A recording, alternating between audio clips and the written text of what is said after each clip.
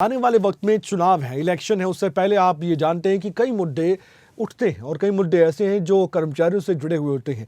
विपक्ष अपना काम करता है, मुद्दों को भुनाता है, मुद्दों को पकड़ता है, सरकार के सामने पेश करता है। उसके बाद ये बात भी होती है कि इन मुद्दों को विधानसभा में उठाया जाएगा। इस समय सत्ता पक्ष और विपक्ष आमने सामने कई मुद्दों को लेकर एक मुद्दा और आपको बताते हैं, जिसको लेकर अब विपक्ष के नेता यानी कि नेता प्रतिपक्ष भूपेंद्र हुड्डा ने तैयारी कर ली है कि सरकार को घेरा जाएगा। पिछले कुछ दिनों से हम देख पा रहे हैं कि आशा वर्कर्स धरना प्रदर्शन कर रही हैं हरियाणा में और पंचकुला पहुंचे हैं नेता प्रतिपक्ष भूपेंद्र सिंह हुड्डा और आशा वर्कर्स के धरने में उन्होंने जाकर समर्थन दे दिया। मनरेगा मेड मजदूर और साथ ही आशा वर्कर्स की मांगों पर समर्थन किया गया।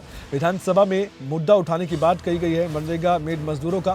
पूर्व सीएम ने सरकार को नॉन परफॉर्मिंग सरकार बता दिया, यानी कि काम ना करने वाली सरकार बताया।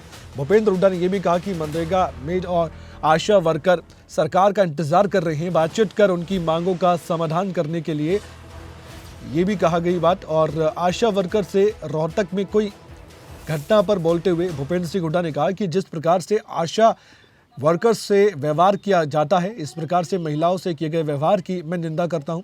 सरकार को इनसे बातचीत करके इनकी मांगों का समाधान निकालना चाहिए। भूपेंद्र सिंह हुड्डा ने हरियाणा की बीजेपी सरकार और जेडीपी सरकार को नॉन परफॉर्मिंग सरकार बता दिया। ये भी कह दिया कि जनहित के लिए एक भी फैसला करने में सरकार असमर्थ है।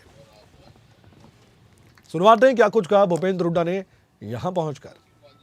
मैं गया था, जब मेट बैठे धरने पर और वो इंतजार कर रहे हैं सरकार को बातचीत करके इनका समाधान निकालना चाहिए जो उनकी समस्याएं हैं। और जिस प्रकार से आशा वर्कर ने बताया इनके साथ जो व्यवहार किया गया महिलाओं के साथ, उसकी मैं निंदा करता हूं।